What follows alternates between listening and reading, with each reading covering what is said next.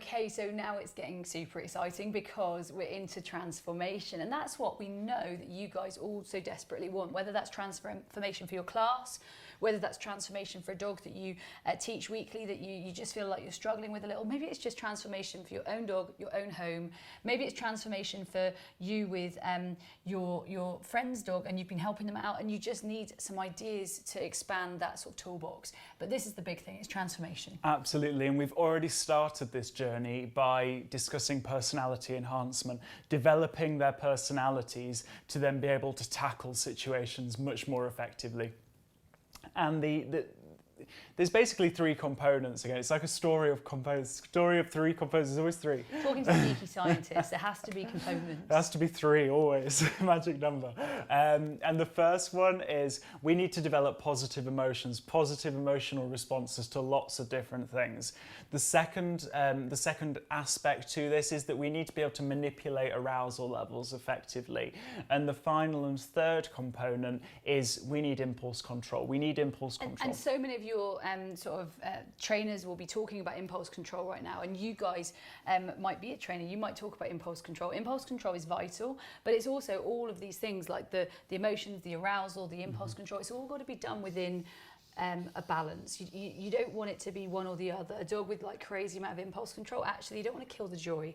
You don't want a dog that has got a crazy amount of arousal all the time because you don't want them living on the edge like that. No. A dog who's got positive emotions, now that's pretty cool. You can have a few of those. Absolutely. So let's revisit this again. Let's say this is dog barking. We get a kind of the emotion of fear being ensued, and arousal increases accordingly. And then the same here, we've got a bearded man with an umbrella. And then this might be, I don't know. Agility run. Yeah, an agility run. Now, wouldn't it be great if we could just nullify these two and say, okay, our dogs are just going to have a calm, positive emotional response to those two events. We're not going to get these massive increases, and in turn we're not going to go over threshold when we do our agility run. So the way that we do this, well, it all comes back to optimism and pessimism, guys. We need to build our dogs as optimists, and in building our dogs as optimists, they're not going to be worried by these events, and they're not going to then have massive effects on their arousal levels. Now, when we talk about building our dogs as optimists, we don't just mean you need to feed your dog every time they see this bearded tall guy walking around with, was it an umbrella? Umbrella. It doesn't mean that you need to reward just those things. Remember, we come back to that component of generalization.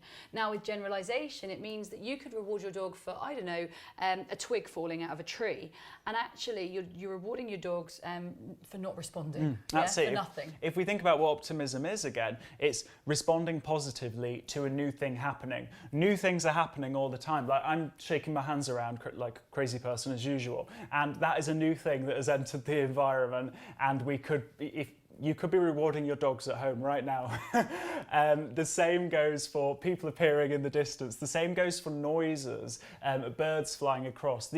These are distractions, events, potential triggers of the future, and we can reward. Well, all are opportunities for you. Every single one of those, they're opportunities for you to reward your dog for their positive emotional state. Absolutely. Now, something that's often missed from a behaviour modification programme is that we don't consider all these different possible things that could add up. We only consider the actual presenting issue, which might be reactivity to other dogs. Or let's say like a firework, right? Like say people will reward the dog for maybe like the big events like fireworks night, but how about all the little noises that go on all year round? They're happening all the time. Like if I drop this pen, that is in itself a noise that we could pair with positivity. It builds that ability to generalize, builds them as a general optimist. And the important thing here, guys, is that you've got that pot of value. You've got your priorities that you need to, that are priorities personal to you, your dog, and your situation, and you need to invest in your priorities. So, 50% plus of your pot of value each day, your dog's food, can go into your priorities for your behaviour. And we want you to build optimism for all of the things that are not currently triggers, right? Like exactly. Build optimism for everything that isn't a trigger. I mean, that's like the most positive thing that you can do with your dog. All of the things that aren't existing right now, great. Exactly. Let's reward those. And this brings us on to kind of the real behaviour therapy keystone in everything. The key to success is that we look at behaviour therapy as one big large circle, one big large investment area, and that is building an optimist. Within that, we then have the specific counter conditioning. So the thing that you will have all read about, I don't know, your dog sees another dog in the distance, you reward because your dog's scared of dogs, let's say, depending on what the trigger is. So we've got those two circles, we've got those two areas we can invest in. But around that specific counter conditioning circle, we've got similar stimuli, similar triggers. So if our dogs are scared of other dogs, we can work on four-legged things. We can work on things that move. We can work on things that make noise. Anything that's novel to them, really, that is in that sort of framework. I think that it's possible to build optimism within that. Absolutely. Now, how do we do this? Well, it's something really exciting, and we're really excited to share it with you. And that is something that we've called DMT. Now, what is DMT? Well, it's a protocol. It's a protocol for building an optimist, for counter conditioning, and for building a dog that's really resilient to distractions. The D stands for distraction, the M stands for marker, and the T stands for treat. And they have to happen in that order. A distraction appears, you say your marker word. So with us, we have kind of a standard marker word of nice. Nice. Because that's not a word that you can say in a really excitable way. It's a word that is generally quite calming, so we definitely recommend it. And then you mark and you follow with a treat. Now, somewhere in that framework, you may incorporate an A to B if you need to get your dog out of the situation as well. So it may be dog appears in the distance, nice, A to B, and feed. So that is DMT, and we've got a really exciting video to show you now of it in action. So DMT time. Now remember, guys, D is for distraction, M is for marker, T is for treat. So when those distractions appear, whether they're positive distractions or negative distractions, so whether that's anything from like a ball for Mr. Summit here, he loves balls, or a person for Mr. Summit, he loves people as well, or whether it is a trigger for a reactive dog, so another dog in the distance, a person in the distance, I know it's so exciting, you name it. The D is for distraction, positive or negative. Now the marker, remember that the marker must be a calm word, and we're actually going to train this marker. So homework for you before you take this on the road. This needs to be something that is developed and started at home. What we're going to do is we're going to give our marker and calmly deliver the reward. Nice. Nice. Nice. And notice that I'm not bothered about what he's doing here. He's looking at the food, that's fine. Nice. We're not asking for a behaviour. You develop your markers before using them to reward behaviours. That's super, super important. Nice. Good. Nice. So once we've trained the marker, what we're actually going to do to kind of demonstrate the important mechanics in this skill and this tool is to use positive distractions. So for Mr. Summit, we're going to start with people. Now, what we might do is we might just have him stood still. It all depends on, you know, what situations you're going to find yourself in. Remember, this is 24/7 dog training. This is real life. And it might be that that you're walking on the lead. It might be that you're playing your boundary games. It might be that you're doing behaviours in the park or just rewarding focus and somebody walks across. What's going to happen is a person's going to walk across in front of us here. We're going to use this as an opportunity to DMT. Nice. Nice. Nice. Good boy. Good job. You do a sit. Nice. So, what you saw me do there is as soon as we heard the footsteps, I marked it and rewarded. I also marked and rewarded as soon as kind of the point of closest proximity, and Summit was showing impulse control not to go and interact with that person, and we rewarded that. And then Equally, I marked and rewarded when Summit looked over, because in this case, we're rewarding impulse control. So he looked over and chose not to run over there. We pick our battles, celebrate the small wins. And equally, if you've got a reactive dog, actually choosing to look over to the trigger and not react is an awesome choice to be rewarding. So really great stuff. Now we're going to do this with another positive distraction. It's so exciting. It's like the best day ever for Summit today. What we're going to be using is a ball. So a ball's just going to roll across the grass, and I'm going to reward him for choosing to not interact with that, and choosing to stay still using DMT. So we're going to have that ball. Yeah, good boy. Nice. Good job.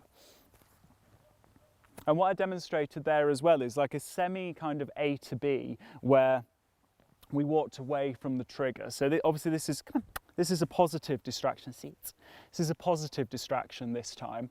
But really, if that was a dog in the distance, we'd be saying nice, and we'd be heading away from that trigger using the A to B. Equally, if your dog's scared of people and you see a person over there, nice, then what we're going to do is we're going to give our marker, include our A to B, and then reward after the A to B. So a great one in this environment, guys, is shadows. So you can see my shadow there, nice, and we're just going to head away from the shadows. So many dogs actually react to shadows, and it's a great one to incorporate into your DMT. It makes you fully aware of exactly how many things we can reward. So for example, we can reward dog barking over there, nice, and we can use our A to B with that. If we didn't want to use our A to B and incorporate that into the DMT protocol, we could just say our marker and reward with the distraction, dog barks over there, nice,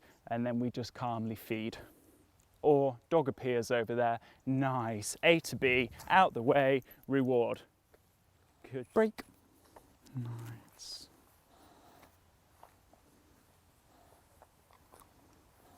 Nice.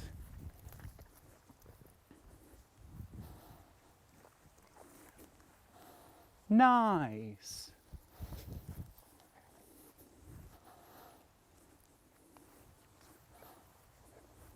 Nice.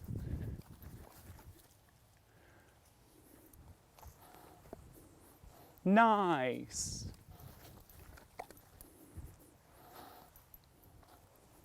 Nice. Nice. Nice. So to recap, that's your dog sees a distraction, and remember guys that the DMT protocol could be if you're working on building focus with your dog, building impulse control, or if you're just wanting to build an optimist or work on specific counter conditioning. So that's, they see a distraction, you mark it with your marker word, whatever it may be, and then you follow with a reward. Now, what is a reward to your dog will depend on your dog. And also depend on the situation. So whilst one of my dogs might love Frisbee, it's not always going to be an opportunity that I can utilise, really. So sometimes a Frisbee is not going to be appropriate depending on the environment I'm in. Whereas sometimes my dogs are really hungry. Actually, sometimes food isn't going to be the biggest reinforcer for them. So look at your reinforcer dependent on the situation. And bear in mind that just getting your dog away from the thing that they're worried about is a massive reward in itself. So if this thing's appeared, the greatest reward to your dog will be for the thing to disappear again. So that is DMT, building positive emotions in a really clever way, and no longer are we going to be walking up and down with a dog on the other side of the field constantly feeding our dog. We actually have a framework that works, a framework that builds them as general optimists, and a framework that allows us to also get success in the specific issue that we're experiencing.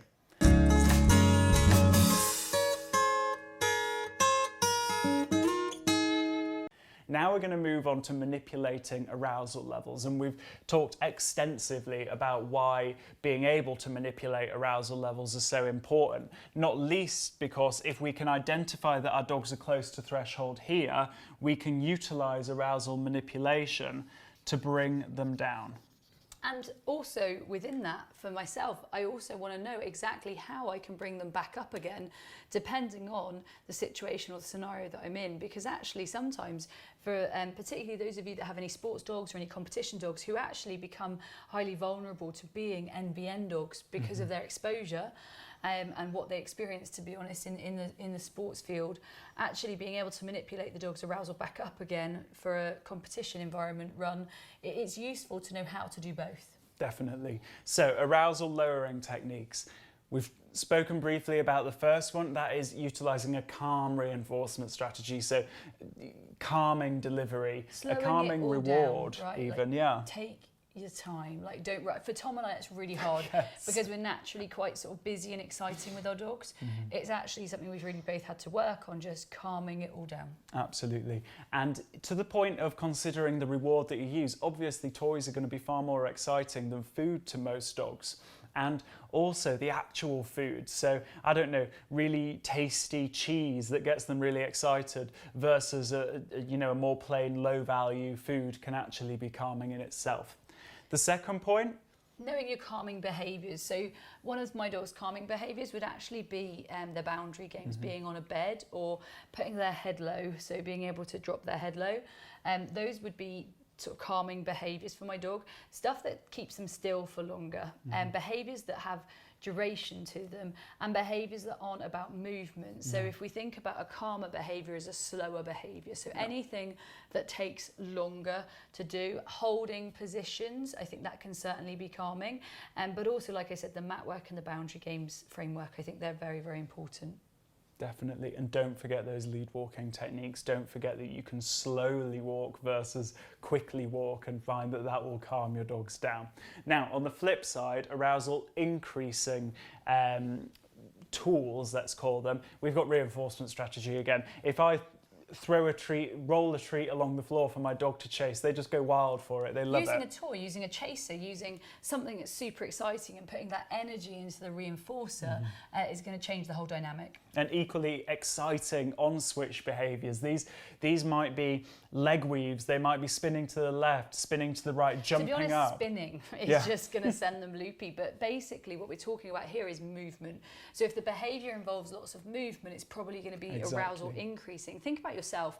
If you get running or get jogging or get doing something that's involving movement, it tends to get you a little bit higher. Whereas if you do something like sit down on the sofa for a good hour, then you probably don't feel like sort of so much movement, right? It calms you down. Movement promotes movement.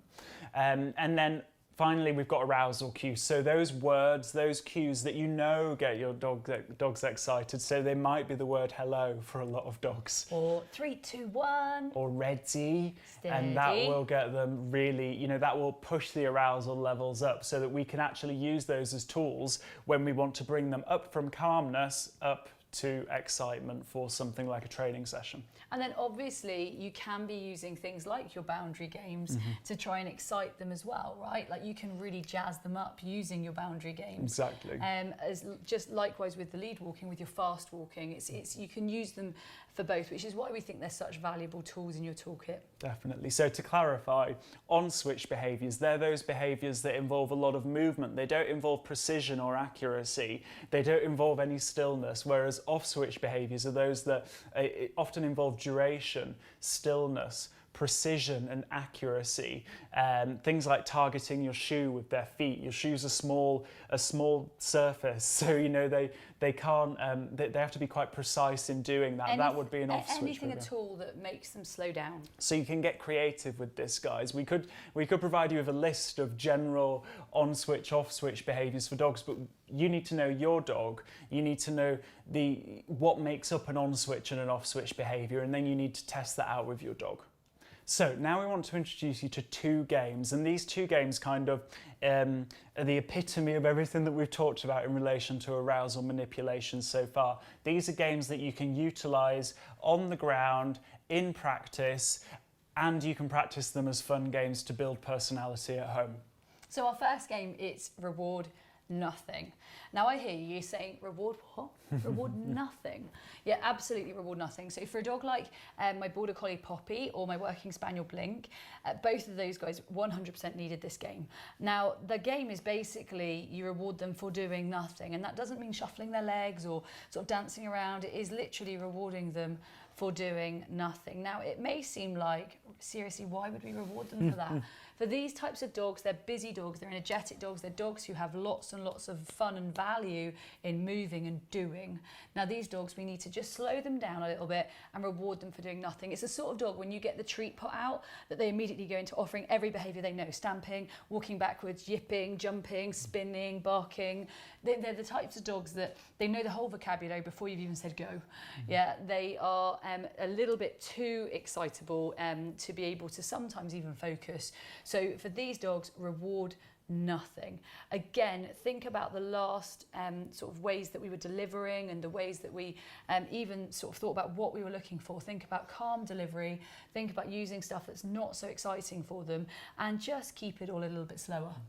And bear in mind here that what are we doing? Why is this useful? It's useful because we need to teach our dogs that sometimes it's fine to reward nothing. Sometimes it's fine to offer stillness, to offer nothing. They don't need to constantly be offering movement. And in turn, they shouldn't get frustrated if in offering movement it's not being rewarded. So this builds that ability to not get so frustrated so quickly. It's a powerful learning experience. Builds up great tolerance to frustration, builds up also the fact that your dog, in the absence of being cued to do something, they just know to be patient and wait for the next cue, which is just really, really fantastic as to have a fantastic skill to have with a dog. So that's the reward nothing game. Now on the flip side to that, we have a game that boosts arousal, that increases arousal, and it's the exact opposite of the reward nothing game. It involves rewarding movement, rewarding offering of movement. And what we're looking for is that it basically builds our dog's creativity, because we're always looking for them to offer something different. A great way of building flexibility is by doing the reward anything game. So the reward anything game is played like this. You have to reward your dog for movement, for offering of movement, but you can't reward your dog for the same thing twice. So if they offer a left spin once, next time they have to offer something else. Or if they offer the left spin, they just don't get rewarded for it, so that they're not responding in the same way to the same situation all the time, building that ability to be flexible. Together, these two games make up a really powerful tool to both decrease arousal and increase arousal. They also allow your dog to be hugely flexible in what they can do. So a dog who can decrease and then increase and then go back and decrease again, it makes them a more versatile dog to work with, but it also really helps in terms of our naughty but nice dog skills. Because that's life, that's what it is. It's going from high arousal to low arousal.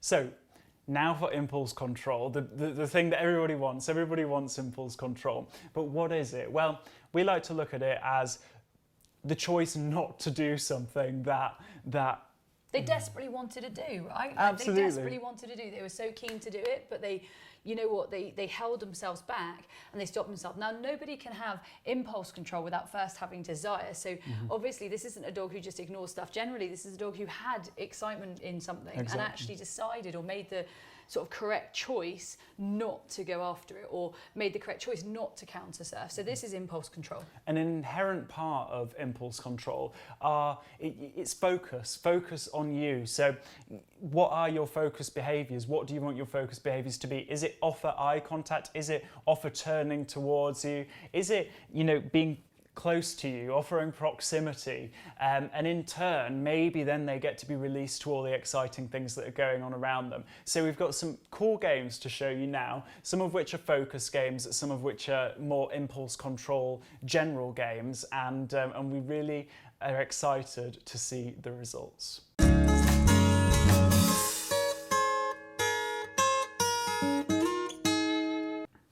Okay, so we're going to play a focus game now that's really great to build impulse control in different environments, because as we've said, focus is a massive part of impulse control. It teaches them to orient back to you, and what we can do is take this game on the road once we've taught them it at home, and play orient back to me when there are other things going on around, which for a naughty but nice dog to choose to orient back to you in the face of a distraction, say another dog over there, a person over there, I don't know, toys everywhere. That's a real skill that we need to teach them. That's so important. So start by playing this in your home. What we're going to do is throw a piece of food out. Your dog's going to go out, get that food. They're then going, once they finish that food, they're going to look back at you. And if they're not looking back at you, you need to think how you can change the environment that you're starting to play the game in to get that response. When they do look back at you, you're going to mark it with a yes, a click, or whatever you want,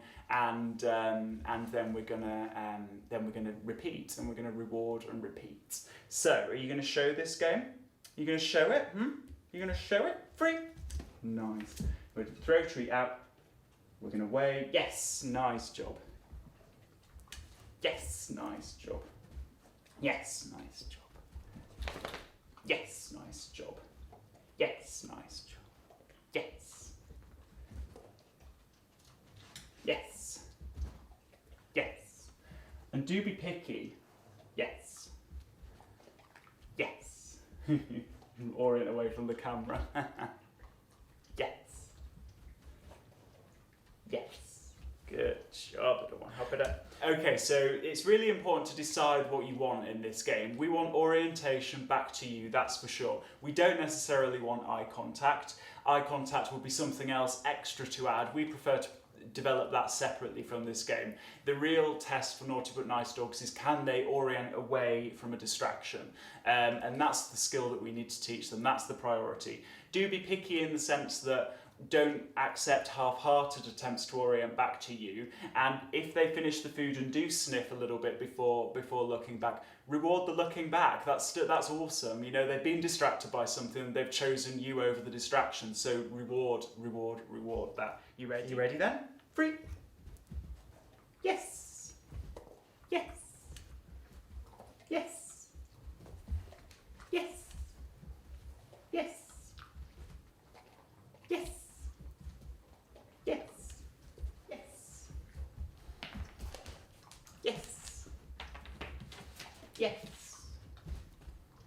Yes. Yes. Yes. Yes. Yes. Yes. Yes. Nice. Down. Nice. Nice. Nice. Nice. Good. Good. Good. Good. Good. Good. Good. Good. Good. Good.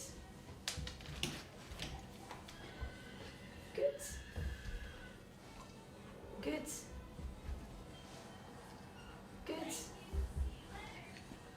Good.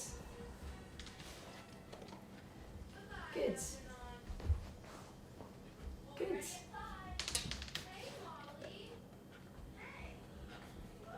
Good girl.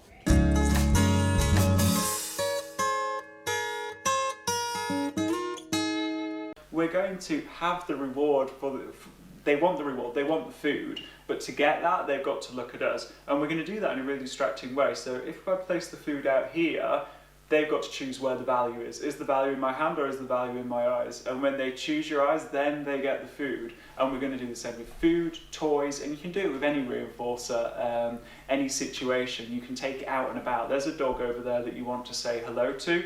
Where's the value? In my eyes. Okay, you can go and say hello to that dog. You can take it on the road. Okay, so with Blink, I'm going to start with just rewarding her. I'm going to have a piece of food. I'm going to move it out. I'm going to start with just rewarding her, maintaining eye contact. I'm going to build this up, and I'm moving it a little bit faster and seeing if she can still maintain eye contact. and then I'm going to add another level. I'm going to drop this piece of food. And if she looks at the piece of food, as long as she orients back to me pretty quickly, I'm going to reward her. And we're just moving sort of, I suppose, approximations of the behaviour that we want long term. So don't rush for the whole thing. Go for approximations of a good behaviour. So, ready, Missy? Nice. Very nice. Nice. Such a nice job.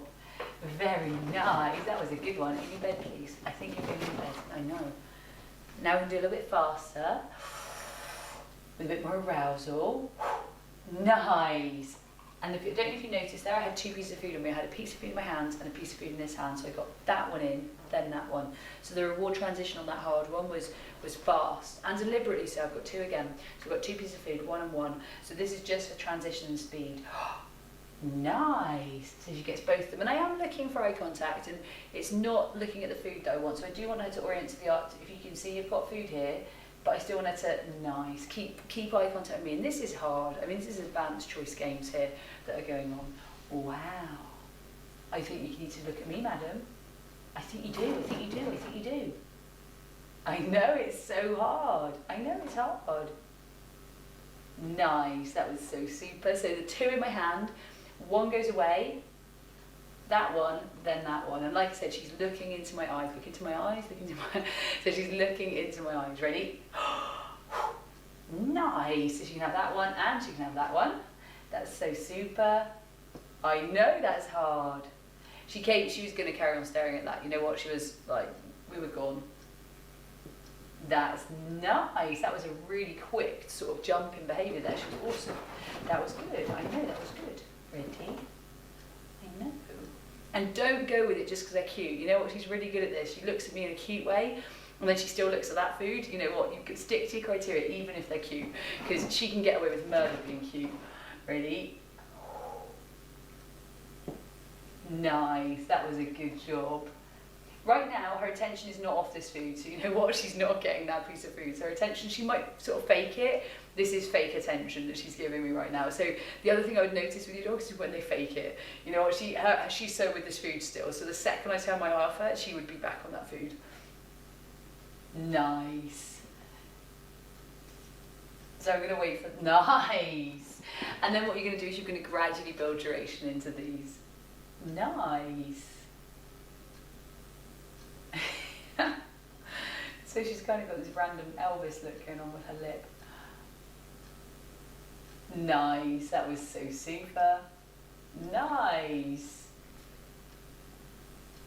That was good. That was good. And don't push it too hard. You know what? Have a bit of fun with it. It's a good game. You can play around with it. Don't get obsessive about it. You've got to be careful. I know what sort of students we can attract with the obsessions. Yeah, obsessive people ourselves, Tom and I. So definitely, you've never guessed it. Definitely don't get obsessed about it. A little bit of fun and balance it with a little bit of play afterwards.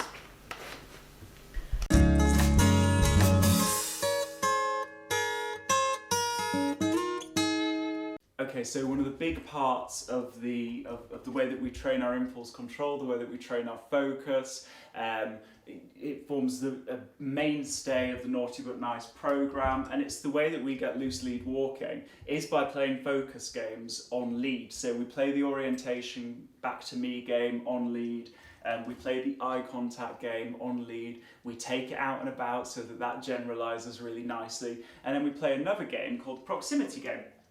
And all that is we're just rewarding our dogs for choosing to be close. And it may be that a great starting point for you and your dog is with the dog on a lead, so that they really can't go very far wrong. And what we're going to do is just reward really close to us. If you want to always have them on your left leg and offering being close and proximity on your left leg, then reward at your left leg. It's that simple. We take this on the road, we take this to different environments, and that is loose lead walking. So we'll start with that on lead. 3. Nice, and you're choosing to be close. You're choosing to be close. We're just going to reward by our left leg. Oh, nice, nice, good job. And then what we do is we add in some orient back to me game. 3. Nice, and then see what she wants to do. Does she want to? She's oriented back to me. What might she offer? She offers going on the bed. We don't want that. That's not the aim of the game here. So we're just gonna give it the, oh, look at you, look at you.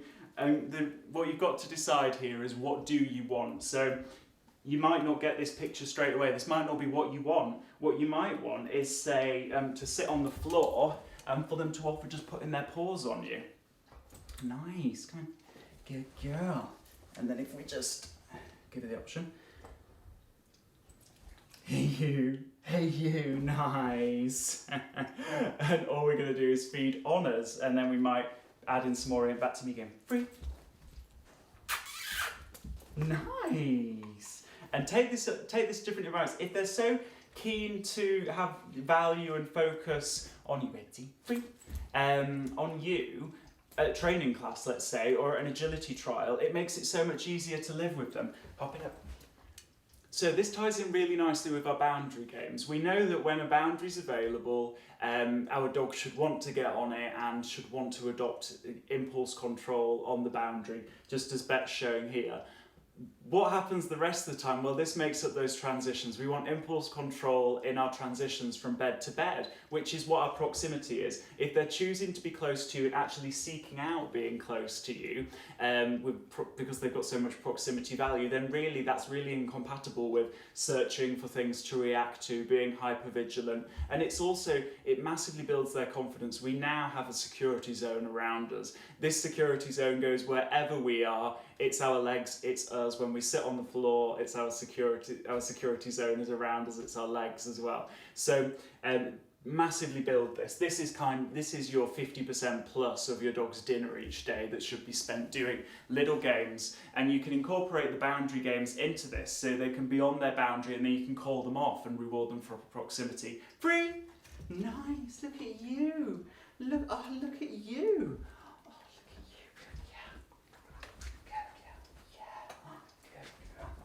Nice. Nice job. Yeah, good girl. You can really test them. Can you do it? Oh, you can. You can. And really build this up. Start simple. Nice. Go hop it up. Good girl.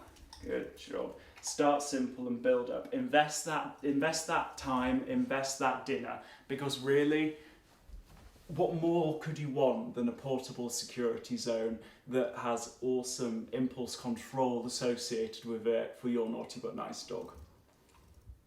So as I said, proximity isn't about just heel work to your side, loose lead walking. You know that's great, it looks awesome, but actually it's all about that security zone, that zone of comfort that just goes everywhere with you, and it's whether you're walking on a lead or whether you're sat on a floor. Free! Nice. Good girl. Good girl. Good job. And this is something that you take everywhere with you. You take it to your dog training class, you take it to an agility trial, you take it to an obedience trial. What more could you want than a dog that wants to be near you? And how rewarding is that for us to know that not only do our dogs want to be near us, but they actually find it really comforting themselves, just as we inevitably find it really comforting too.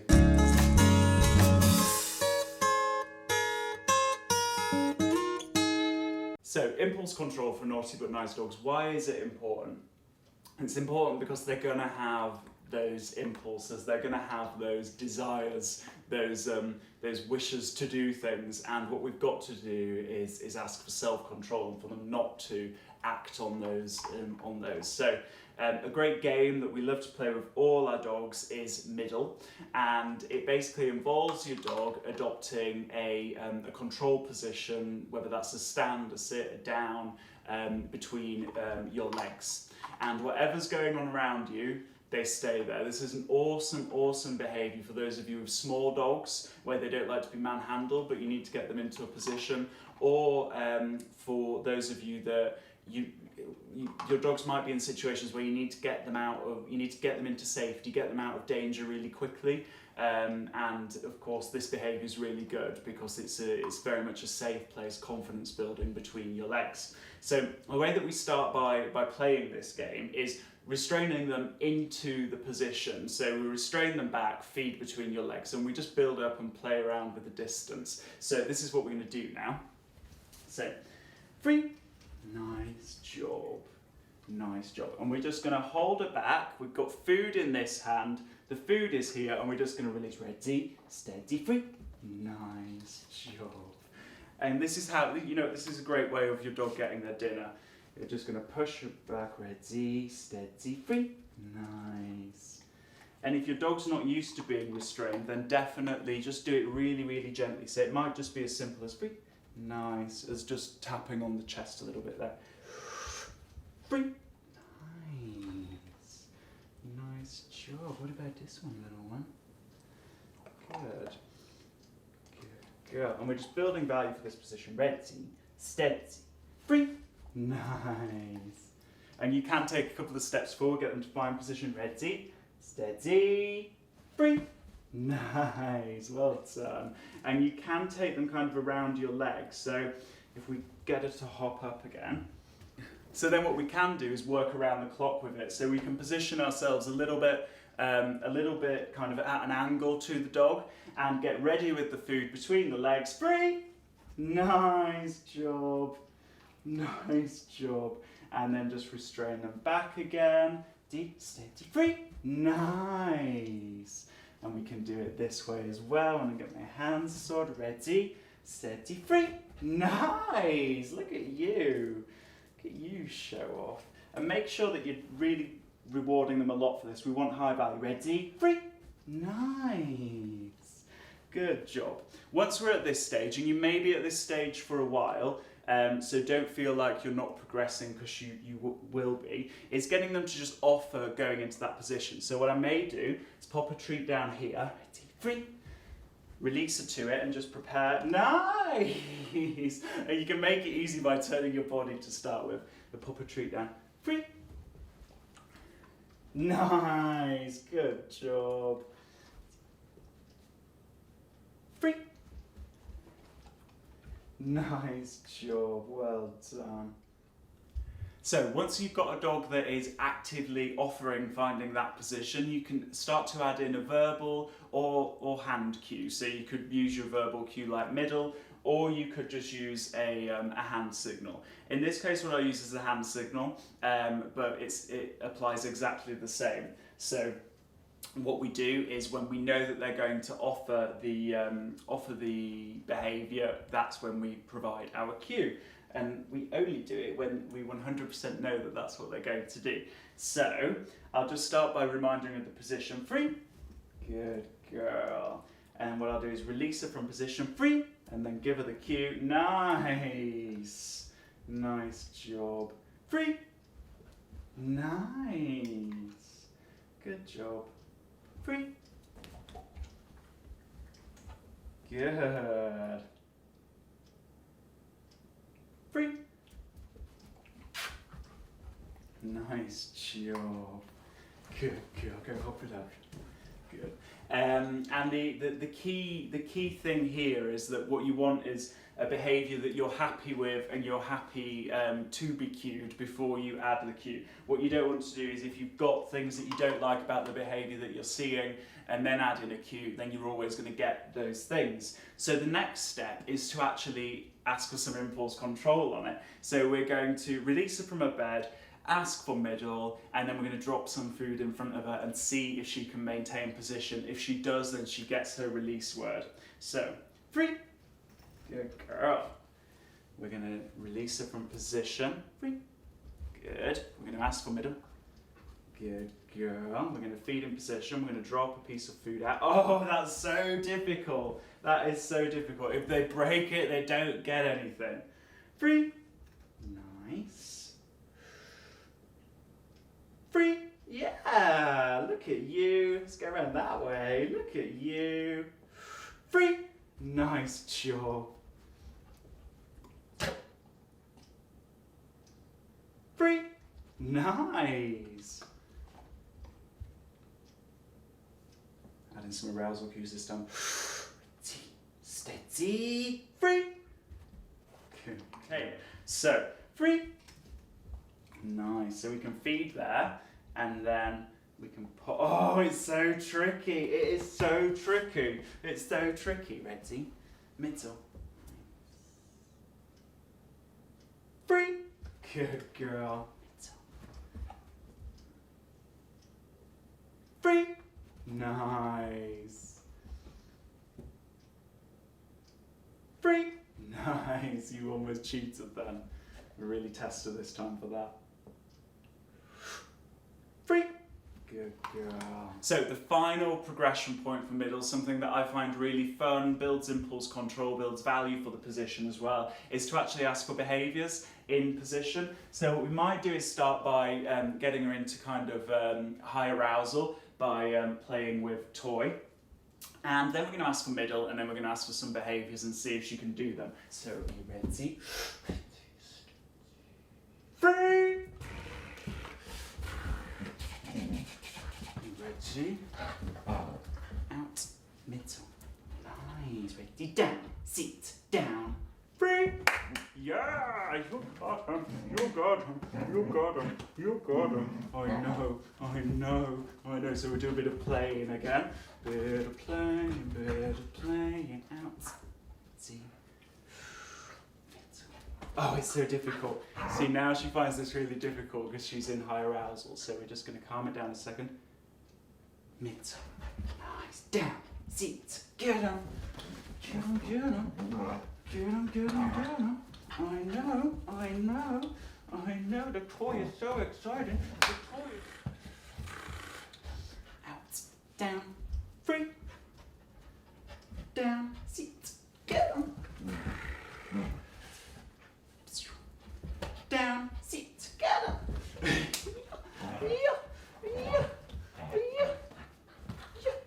Out. Down, sit, down, free, down, sit, get up.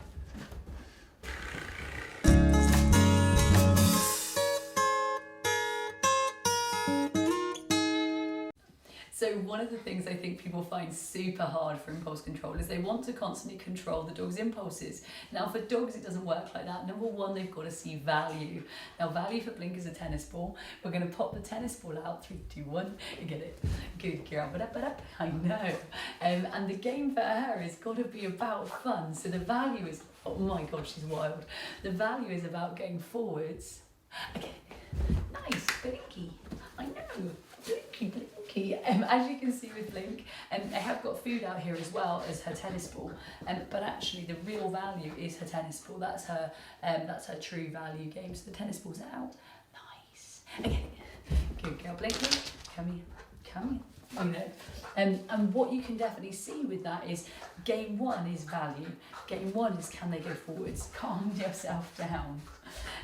Lots of people would think that a dog like Blink maybe wasn't a naughty but nice dog. In her own way, she's got a lot of the naughty but nice sort of behaviours in the sense that she's very, very active, she's very, very busy, and she's constantly wanting to be on the go.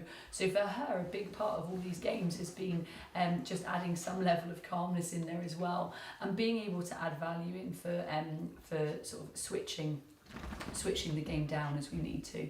Now, like we said, driving out to something super, super key, and that's got to be stage one before we add in any type of impulse control. So our next stage is a little bit of a pause before we throw our toys out and seeing that our dogs are offering impulse control. Now remember, they're offering the impulse control rather than we're telling them to. So I'm going to make sure she wants this toy. 3, 2, 1.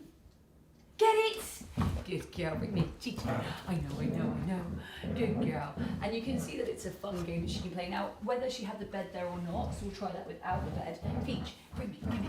I know. Ready, set, get it! Good girl. She can play it with or without the bed involved. I like the bed, it gives it another stage of it adds more criteria in, so I do like using the bed, but you can do that with or without a bed. The raised bed just makes the criteria even clearer.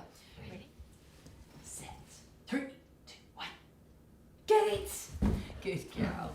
So that stage is literally they're offering you impulse control before they race to get their toys. Okay, so our next stage is exciting. We're starting to ask for behaviour now. So what you'll see is I'll throw the toy out and I'll ask for behaviour. Ready, set, stand, get it! Pop it up, come here.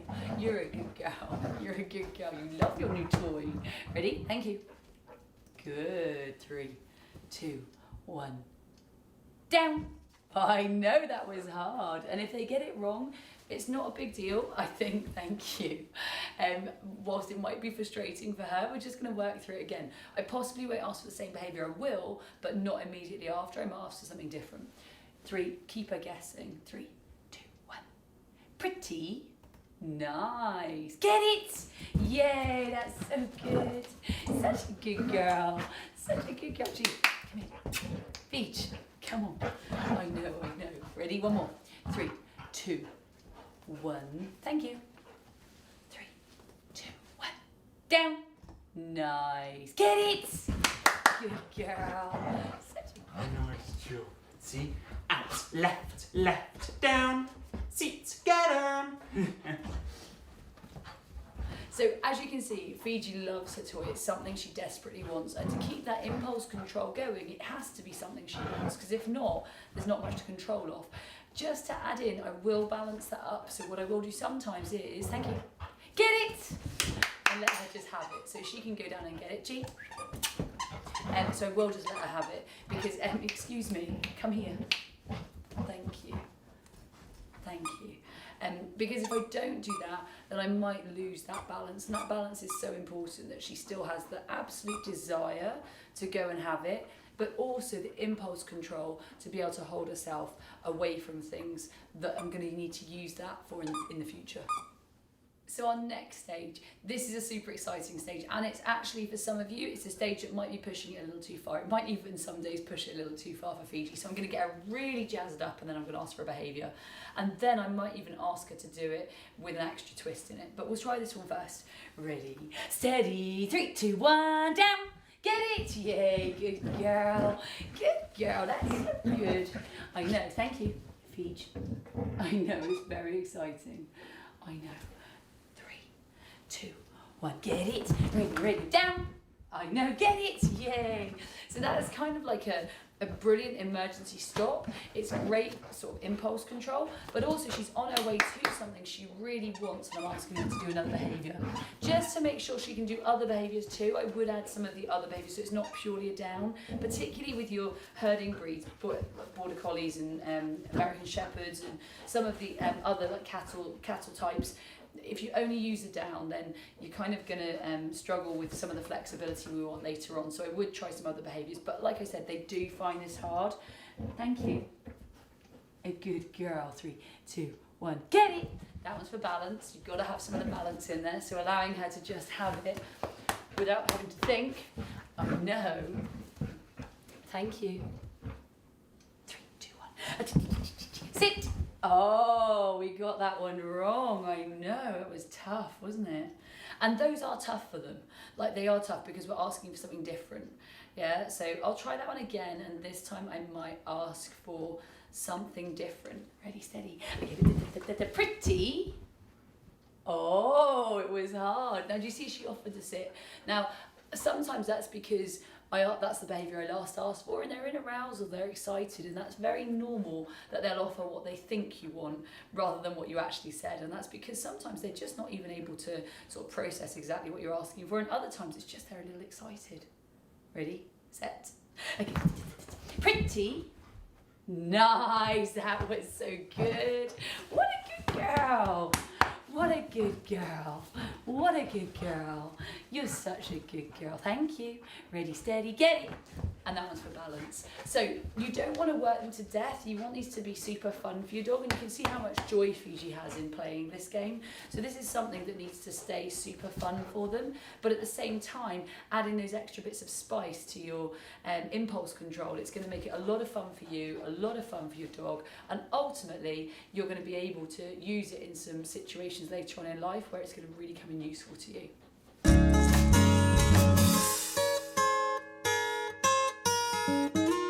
People say things like, I don't want to let my dog learn to chase.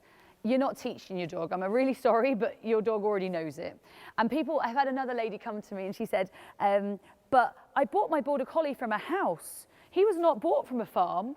I didn't buy a Border Collie from a farm because I didn't want him to know how to work with sheep. You know what? farmers and people have trained this for generations and generations and generations, like, and bred it in. Yeah, it's been bred in, and you're not going to get rid of it just because you bought your dog from Anne's like local neighbour that had a collie litter, or Tom's friend at vet school who bred his 2 pet collies. It wouldn't matter where you got the dog from, it's what's inherited. Does that make sense? And I know loads of you know this, but I'm going to just make that clear for you. They know how to chase. Yeah, so first off, with him, I'm going to show that he's already got some of that impulse control. So do you see that? If he did decide to get off the bed, all I would do is pull the whip up. Yeah, and the bit I love about the whip is that you've got sort of control over it. Yes, you might need to practice. So you might need to practice catching it because it actually is quite tough. And if you're going to play with them, guys, something light on the end. This is a Tug Enough attachment. So it's an attachment that's been made for a whip. Light. You don't want heavy. Why? Because you're going to possibly hit yourself with it a couple of times. But also because when it gets all the ground in it, it gets heavy and then it's slow to lift. So when he's looking at it, do you see how much I mean, that is real. Like, do you see, definitely keen to have it? Break! And then he can come in and play and chase, yeah? And he's allowed to chase it, but only on cue. And you could see how much the 10-month-old dog's there is absolutely desperate to have a go at it. When he's got it, he's allowed to move with it, and I would let him do some movement. And if he wants to take it back to his bed, then that's great, because what is he deciding? What's he deciding? The bed's got value and this is his rest space. Like, that's a cool thing. And you could see, like I said, I mean, he was twitching to the point I thought he could even break then, and I was like, he might break here. Like, that's a good thing. It's just an opportunity to see what he's got in him, yeah? So I'm kind of doing things like 3, 2, 1, break! And you can see how he desperately wants to come in, and careful. I'm very careful with the young dog because he's a young growing dog still. So I don't want to overdo the chase stuff. He is quite a big border collie. I mean, he's not heavy, but he's tall. And I've got to be aware of that. He's still growing. So I don't want him to turn on himself too hard or too, excuse you, do you want to hop it? And I wouldn't then let him just come off on his own. Although he did put himself on there, I would just say, no, we're still working. Like, we are working. It's not, I'm playing with him, so we're working. If I wanted to switch it, I would switch it for food with him. But it depends. Some dogs are too high arousal to be able to switch for food. You might need to give them a bit more time. Yeah, so they might need a little bit more time. I might then add something else into it. So with him, I might add, can you sit? Oh, you can't. It's too hard. Just take the whippy. Yeah, so I'm not going to do... It's just he can't think, because where has he gone? He's gone into the sort of, I'm aroused. I might scatter a few pieces of food, let him just go into the food world. I'm not rewarding the fact he ignored me. I'm just changing the dynamic. So I'm just trying to move the dynamics around. I'm probably also move him out of a DOWN because it's harder in that position. And this time I might not even get it moving before I ask, can you sit? Nice. Toy goes down, 3, 2, 1, break, and then can go back into it again. And that time, I did get a sit, but I didn't ask for it from the initial, I'm in that crazy excited place. And like I said, he's a very young dog, and I'll show you in a minute a more experienced dog. So I'll show you a dog who's played it for longer. He hasn't, do you want to hop it there? He hasn't played a lot of this, he's done little bits of this. The important thing is, though, that you keep, excuse me, that you need to keep, thank you, Summy, keep the balance between, they've got to want to chase it, but they also haven't, you don't want so much impulse control, they don't still want it, so they've got to want it enough. Do you see the want for it? It's high, but you don't want to have so much impulse control, they don't still want that toy enough. They do have to want that. That is exactly the response you're looking for. Break! Like you can't take that away from them, because if you take that away from them, you're going to lose the intensity of the whole thing. And the thing is, you want to use this. Like, I know if I was to walk Reef through stock or through anything, I know I've got him, but that's because he's as intense on this as he would be on anything else. Does that make sense? So this is like you can make me hold back off licorice. Why? Because I don't like licorice. So if they don't like this, you've got to work on them liking something. Yeah, that's number one. Thank you, Sammy. Excuse me. The second one I would say to all of you, and this is the next game on really, when I release them and I get them chasing, if I flip it in the air, what must they do? They need to stop. So watch this game. Break. So this time I'm not going to let him catch it. I'll flip it in the air. Nice. 3, 2, 1, break. And that's basically when it's up in the air, it's no longer yours. Yeah, and that's anything really, to be honest. If something's up in the air, it's not yours. If it's up here, it's not yours. Yeah, and I think that's something that's, like I showed you with Tiz, she hasn't got that impulse control, but that's something I would want. Thank you. Good boy. And you can see how easy the relinquish of it is, or the let go of it. 3, 2, 1, break. Let him chase, and I would let him get this one. Why am I going to let him get this one? Because I made him hold off the last one. So because he held off the last one, I don't think that's fair. So then he's a baby, like he's learning. And if I keep telling him it's not his, I'm not going to have all the impulse control I want on other things. Ready? Can you? Thank you. Good boy. Oh, that was good. So this time we're going to do another one of those, and we'll ask him if he can do a behaviour in it. So we'll see if he can get a behaviour in 3, 2, 1, break. This will be hard for him. Sit. Oh, mister. So all we do is we flip it. Can you sit? Uh-oh. And just flip him. Do you want to try that again, buddy? And the only reason I'd pause there is, do you see that his head isn't able to think right now? So I might just give him a second. And if he breaks into it, I'll just lift it up and move it around. Do you want to try that again, Summy? Summit. And it's really good for you to see a young dog here because you won't see my other dog go wrong at this. So with him, you'll see he finds this super hard. What I'd love to do is just stroke him to bring him out, to bring him out of it, because he's in complete sort of eye stalk right there. So you're not going to get a lot. Excuse you, little rat. Come here. And if they do catch you, they catch you. Like, you can't be hard on that. I mean, what an opportunist. Is he an optimist? Absolutely. Yeah, was that a good decision? Possibly not. But if you knock that, then you lose some of what they are. And I don't want to do that. I don't want to kill their spirit in my training. Yeah, so I don't want to kill spirit. That's not the point of it. Break. So we're going to go straight back into it. Nice. That is a good boy. Very nice. Summy, can you sit? Did you see the twitch? He's hearing, yeah? He's not able to respond, but he's hearing, yeah? Summy, come, uh-oh. So nice. That's nice. That's nice. Nice lad. You're a nice lad. You sit. Can you try it again? Come here, buddy. Summy.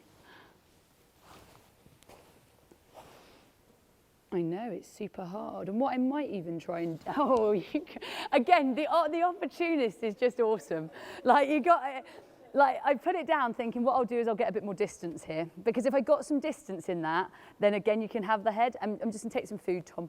Just, the other thing that is really useful to do, and again, this is good for you to see it because you'll see it at a training stage. When you see the next dog, it's trained. So you won't see these bits. And really, I don't almost want to get him to the next stage too soon, because if I get him to the next stage too soon, I want a really top sports dog, so I need a little bit of pushy. I don't need to, I need them pushing boundaries. The other thing I might do is I might bring him off. Summy, come here, 3, 2, 1, sit. Nice, break. So you can see that there is a sit there, but when the toy's in my hand, why is the toy easier in my hand than on the floor? It's dead in my hand. It's not prey. On the floor, it is definitely prey. This is Reef, so the next thing, 9-year-old Border Collie, and this was his life when he first started because his chase drive was so high. And now what you'll see, get it, so he can definitely chase it and he wants to catch it. So he definitely enjoys running around, and he's complete goof. So Reef is an absolute goofball. He reminds me of Tech and Buddy in the way that he moves. He's got this like boundiness, happiness about him. And you can see he definitely will try and pull. This one's about 2 years old and it still looks like that, and it's played with lots of dogs. As I'm playing with him, when he goes still like that, I'll move it away from him. And then when it goes static, he's got to do something before he gets it. And you can see he'll want to offer 3, 2, 1. Right, get it. Yeah, so he can do behaviours quite easily on this one. He's allowed to have it fairly frequently because he almost does too many demos. So because he does too many demos, he controls himself too much now. So he's actually quite easily controllable. And you can see, like I said, it is dissecting. He wants to dissect. And then what you might start to do, careful, is you might start to put more, thank you, Reef. You might start to put more on it. So you might ask for a couple of behaviours, right, left, down, get it. So you might start to ask for a few things before he gets it. And that's, again, just like doing a sequence of events. So he's just doing a sequence of things. And like I said, possibly the worst chasey border collie. When it came to other dogs, nothing else triggered him. It was other dogs.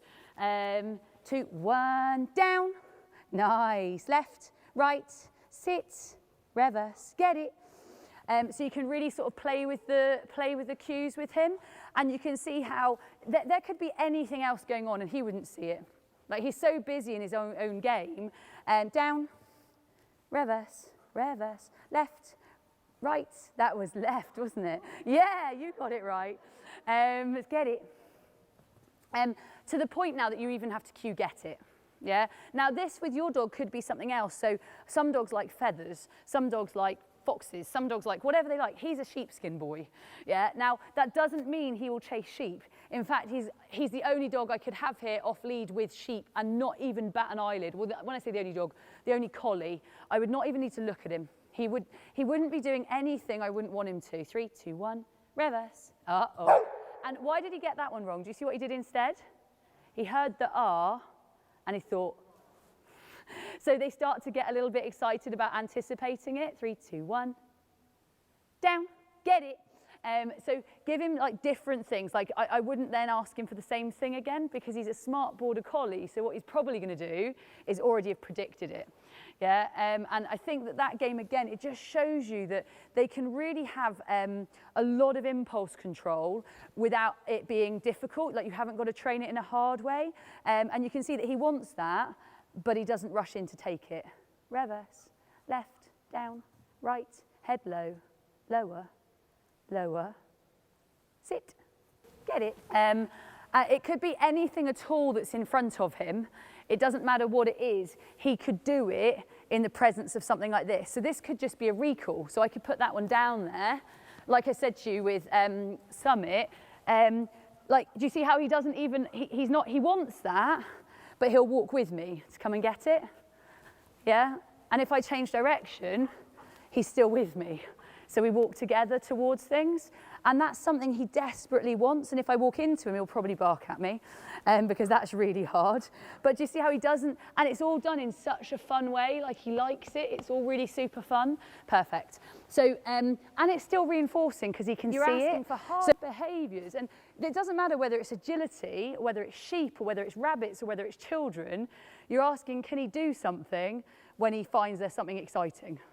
Okay, so you've just seen impulse control. Now, how cool is that? If your dog could have those impulse control games absolutely underhand, and then you could take them into the real world, right? Absolutely, and that, you know, our naughty but nice dogs, they're going to have impulses. They're going to have desires to do things, and we can't expect to rework all of those at once. So we need some impulse control for those situations that we've not accounted for. And like Tom says, with our naughty but nice dogs, we have to work with what we've got right now. So let's actually try to build the impulse control, but at the same time work on all of the games in the household in the meantime.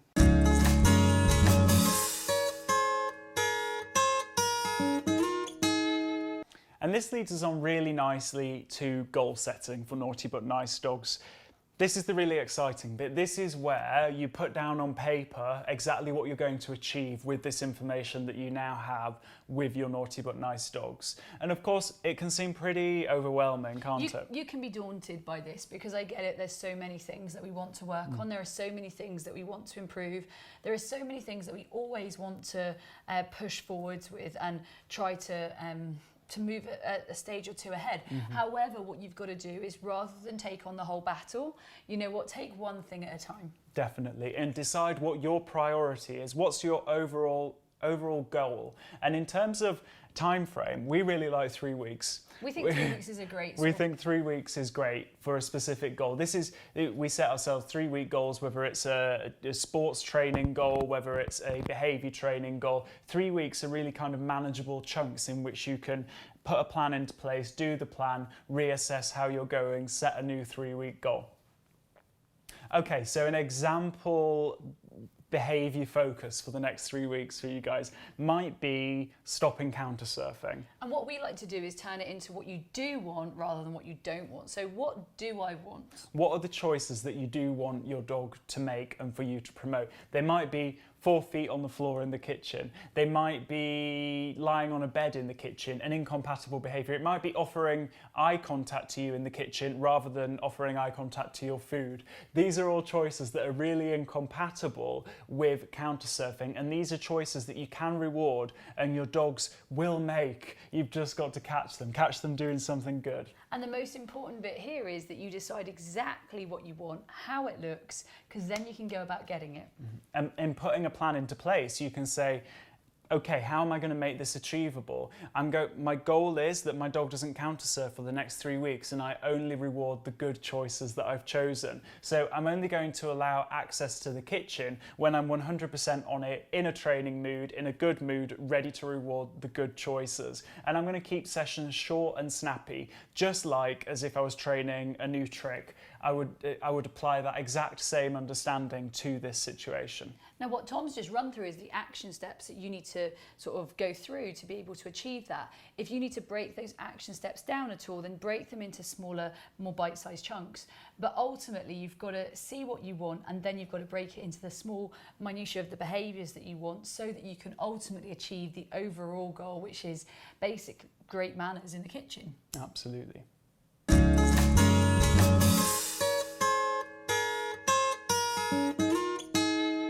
Okay, so naughty but nice dogs, we love them. You know what? They're dogs that we're passionate about, they're dogs that we get, they're dogs that we understand. And I'm not going to say that we always understood them. I certainly had my fair few of frustrations, and I was really, some days I was down at the sense that, to the sense I didn't know what to do about these behaviours. You guys have the toolkit, you have the toolkit that we always dreamed of having when we first started this whole programme. This is something that's been developed, and it's been developed over a number of years, and it's something that we feel absolutely passionately about. You know what? We're giving you guys the avenues to explore here. Please explore them. We feel good about this, right? Absolutely, and something that you always have to have when tackling a naughty but nice problem is hope, because hope is what drives change, hope is what drives progress, and really you should have hope, because we've been presented with some pretty dire situations in terms of the damaged relationships between a naughty but nice dog and an owner, and dogs that seem like they're untrainable, seem like where they are they can't return from, but actually we can tell you there is hope. I mean, we're honest, right? We haven't yet had a naughty but nice fail this sort of setup, and we know that this is going in the right direction. So absolutely embrace it, go wholeheartedly into it, but also don't be too hard on yourselves. Some things, like we said, there are situations that you're going to just need to manage right now, and that is not a bad thing. Don't be hard on yourself. Management is not a bad thing. No. It's avoidance of putting your dog in a bad situation. Now, how can that be wrong? The other thing that we're going to say to you is sometimes it is going to happen. This is real life. Real life happens, yeah? Stuff is going to get in the way and stuff is going to happen. At the same time, don't sort of go, it's all over. You know what? We can always build. Absolutely. Now, we also have some exciting downloadable stuff for you, and you can get at those through the link below. So definitely download those. They're going to massively help you on your naughty but nice journey, and it means that we can actually keep in touch with you guys and share everything that we have with you. Basically, we know we're always updating, really. We know this is something that's going to be progressive. We know this is something that's growing. So via this downloadable link, you guys can access where we are right now, as well as all the materials that we want to share with you from this DVD. So there's lots of materials here that we want you to be able to have and access. Therefore, if you download this link, then you're going to be able to see exactly some of the worksheets that we'd like you to have, and be able to sort of just dive a little deeper. So thank you for listening, guys. Thank you for being the owners that your dogs want you to be, those naughty but nice dogs. And you know what? We can't wait to hear from you. So do drop us an email with your progress, with how you're getting on. We love to hear from you guys. Stories, Yes, you know what? pictures, cute pictures. Stay fun, stay happy, stay positive, and enjoy your naughty but nice programme.